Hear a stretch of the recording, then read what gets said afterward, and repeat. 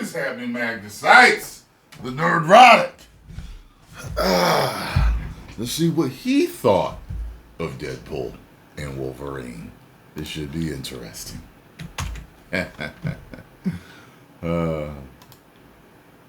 I'm going to assume that he didn't hate it. Is the door to Iron Man totally closed? Because I don't believe it is. Let me ask you the question. If I pick the jersey back up and put it on, wouldn't you feel a little bit like, No. crap? No. Here's what I think. Right. They go through a few semi-lackluster Avengers movies without you. Ready for this? I'm ready. Here's the scene. There's a moment where the world's fate is at stake and they realize they need a super genius. And then they figure out how to restart that time machine. Great. Come on. Is that it? The way people would freak out if you came back.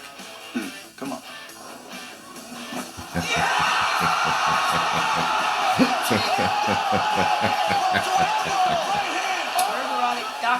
Where's that clip from, by the way? And the 40% who haven't subscribed yet after Deadpool and Wolverine's Monster Weekend, which puts...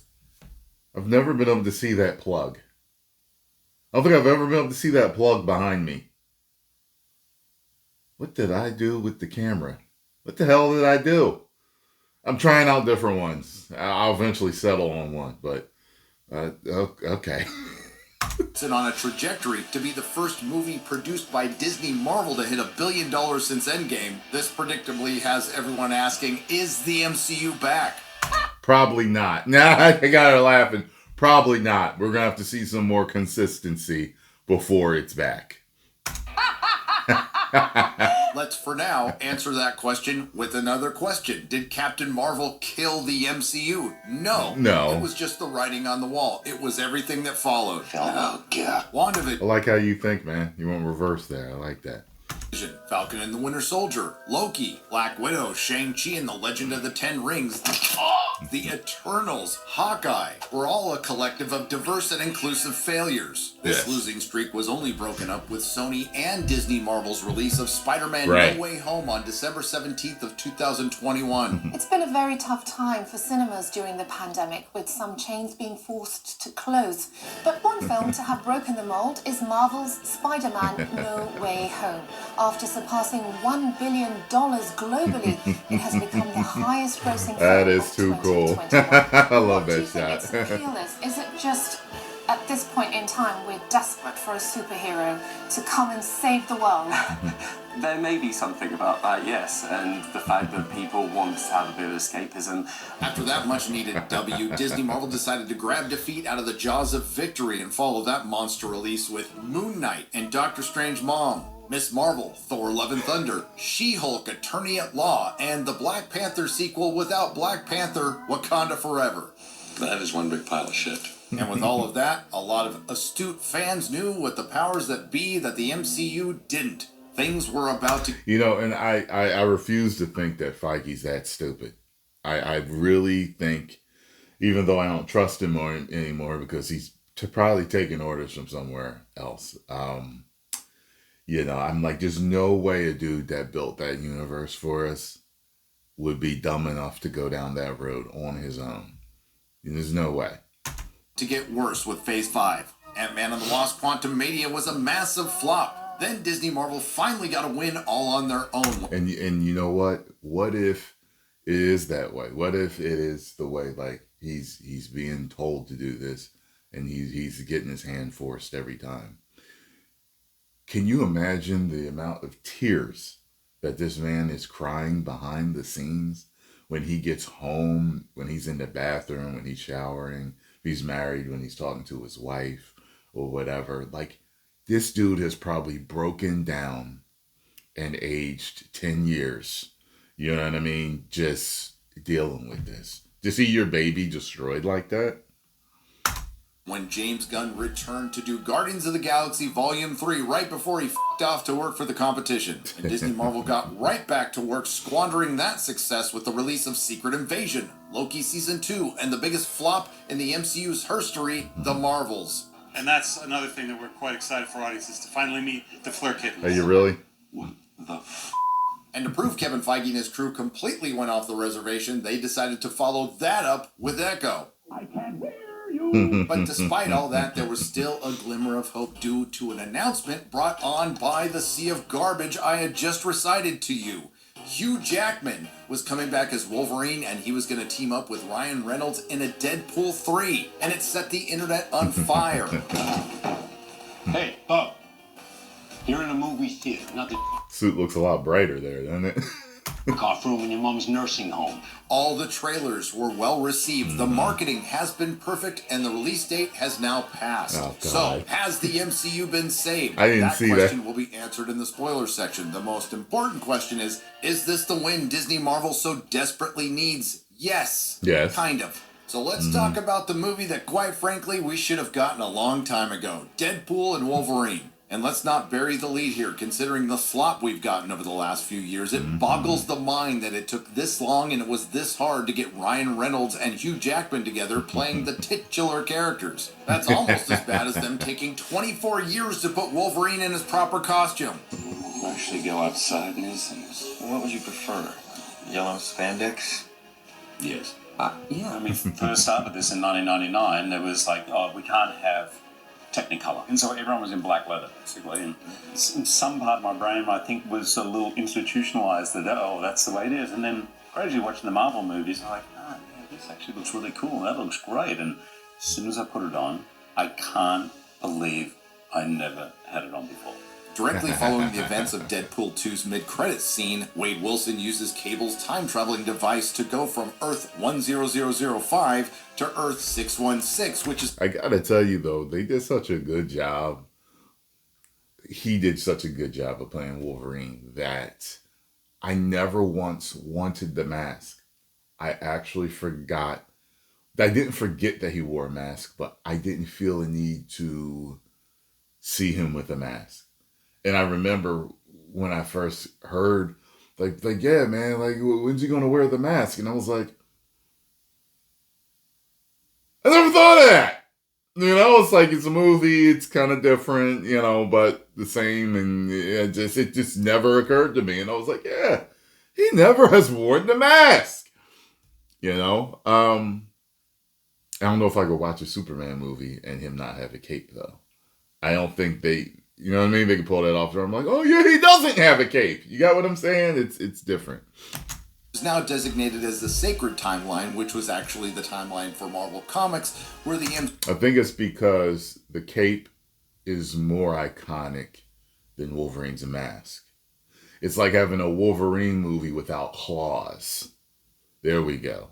So if he didn't have claws, everyone would really notice. But the fact that he didn't wear the mask and the haircut was always so good and he was so good at playing him, I think a lot of people just weren't bothered by the fact he didn't have the mask. MCU's timeline was formerly known as 199999. Now, considering Disney Marvel Comics is 1,000 times more screwed up than the MCU, at this point I don't think it matters. Anyway, Wade does this to meet with Happy Hogan because he wants to join the Avengers where he is rejected. 6 years later, Wilson is retired from being Deadpool, he's become a car salesman, he's broken up with Vanessa, and Dopinder has lost his accent. During his birthday party, the TVA, or the Time Variance Authority, for those of you who didn't watch Loki Season 1 and 2, which was a lot of you, abducts Wilson and brings him to a I will tell you guys this. I dated a chick. She was Albanian. And she had a accent when I met her. I ran into her like 4 years later and it was gone. So... Paradox, who offers him a place on Earth 616 due to the fact that Wade's timeline is deteriorating, and the reason Wilson's reality is falling apart is the loss of Logan from the film Logan, which was this timeline's anchor beam, an individual that holds a particular reality together. Now, why would you hang that on a mortal, even one that lives as long as Logan? Don't know, but it certainly creates a lot of questions that we'll try to answer some of in the spoiler section. Is it a commentary on the MCU with its anchor being dying, Tony Stark, and that universe going to shit? I'd like to think so. Anywho, instead of joining the TVA, Wade steals a temp pad and travels the multiverse to find a Wolverine to replace the one they lost, and the cameo-filled hijinks ensue. Again, Deadpool and Wolverine is having a monster weekend, and it is immensely popular with a lot of people. For me, I liked it, but it's a bit of a mixed bag. film carried completely on the backs of Ryan Reynolds and Hugh Jackman, who are both perfect for their roles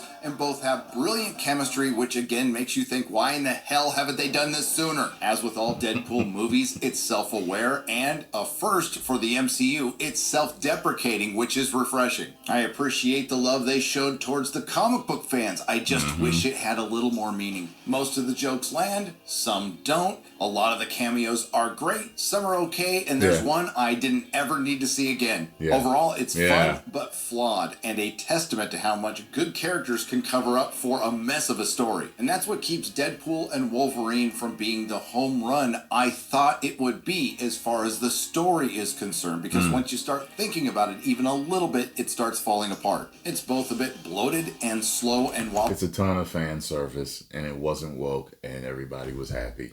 That's what's happening. But once you put it under a microscope, right. So it was good old popcorn, turn your brain off, fan fun. That's what it was. It did its job. And, you know, it's like you can scrutinize it, but it's such a silly movie in a lot of ways. Scrutinizing it can make you look silly. You know what I mean? So it's just like, just take it.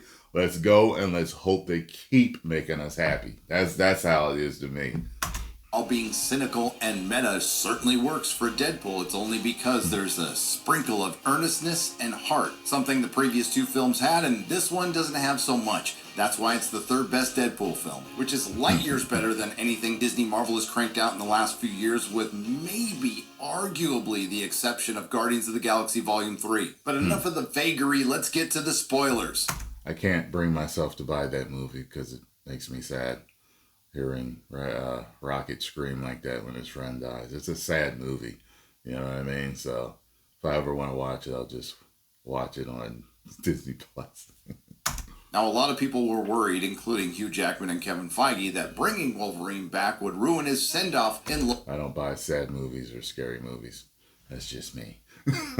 Logan, but I like their solution. The film opens up with Deadpool digging up the corpse of Wolverine and using his bones to murder TVA agents during the credits, and it was brilliant. The only disappointing part were the credits were normal. From the first trailer, I had my concerns about the TVA. My hope was it would be a Fox version used to completely destroy it, and in the beginning, it looked that way. Of course, you haven't watched Loki, so you wouldn't know that Kang used to prune universes, and then they stopped doing that in season 2. So Mr. Paradox invents a magical bullshit machine called a Time Eater that essentially does that. And I thought, hey, that could fix a lot of problems. Instead, it turns out to be a MacGuffin. How do I know this? In the film, they call it a MacGuffin. This is why Deadpool steals the temp pad, because he's got 72 hours to save his universe, and when he starts searching for He's like, what in the MacGuffin is that?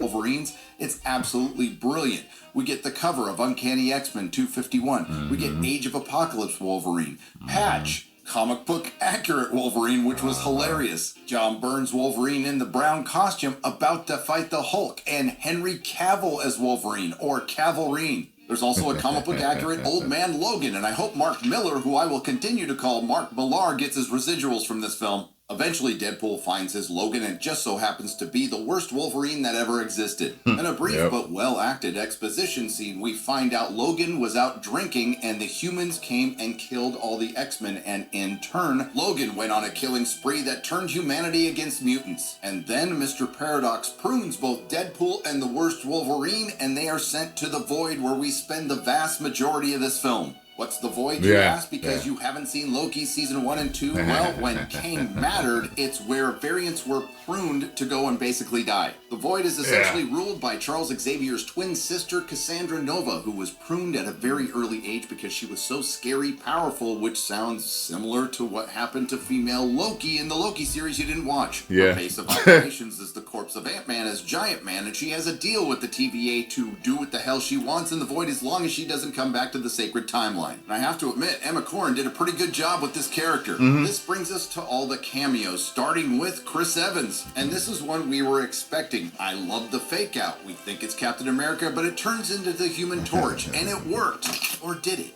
He uses his powers against the one character he shouldn't, Pyro, played by Aaron Stanford from 12 Monkeys. Then he gets skinned alive by Cassandra Nova. Yep. leading some to ask, isn't that just like what happened to Mr. Fantastic and Doctor Strange Mom? Yeah. I would say Doctor Strange Mom wasn't supposed to be a parody, and Deadpool and Wolverine is. There were a lot of returning X-Men, mostly in the background, and some of them were actually played by the actors who originally played them in the films, like Ray Park as Toad and Tyler Mane as Sabretooth. By the way, that big fight ended up being a Furiosa gag, which we'll get to in just a moment. I'm the Juggernaut, bitch! But then characters like the Juggernaut from X-Men 3, was it? Where the hell was Vinnie Jones? By the way, he was great in The Gentleman. I just got asked to do Deadpool, the new one that's coming out now, and I spoke to the director and I just said, it's such a drama putting that suit on. You know, mentally and physically. I mean, it had its mental toll. We couldn't strike the deal for Deadpool. You can let me out of here, I need a pee. But the big ones were Daphne Keane as X-23, Jennifer Garner as Elektra, Channing Tatum as Gambit, which was fun to see, but now I completely understand why they never made a movie with them, and it proves that Taylor Kitsch was a better Remy LeBeau. But the one that had me hollering and applauding like the unapologetic nerd that I am was Wesley Snipes returning as Blade. He was brilliant. He could still play the part right now. And as he stated in the film, he's the only Blade. There's also multiple Deadpools, including but not limited to Dogpool, Ladypool, played by Blake Lively, Matthew McConaughey as Cowboy Pool, and Nathan Fillion as Headpool. Now, this is no Spider-Man No Way Home. Some of the cameos work, but not as well as that film. And it was held down by the whole Disney Marvel of it, including the heavy involvement of the TVA. And when you had a pretty good villain like Cassandra Nova in a position to completely wipe it out and you don't do it is one of your biggest mistakes. And then bringing in body positivity time cop girl boss from Loki to clean everything up was just cringe. Just a quick reminder that Kang... I told you there were boxes checked in this, even though it's not a woke movie. determined everything that happened in the MCU because no one had free will up to Loki season 1, and this is a constant reminder of it. Yes, there were a lot of jokes aimed at Marvel, including a lot. The MCU, by the way, you're joining at a bit of a low point. Yep. Can we just be done? Oh, we're just getting started. No. With the whole multiverse thing. It's not great. It's just been miss after miss after miss. Which is because they woke them all up. It's not multiverse problem. It is not a multiverse problem. It's the same problem with all the media out there. You're just making you're writing bad stories. You're making bad video games. You're making bad television shows and movies, all because you've woken them all up. That's it. You're making people hate all media, even the comic books. You're making people hate all media. It's not that it's multiverse or that it's superhero fatigue. Let's all remember this. Great, but instead of getting rid of it, which Marvel should, they lean into it more. For example, right on the heels of Hugh Jackman returning to the role of Wolverine, it was just announced at Comic-Con that Robert Downey Jr. is returning to play Doctor Doom.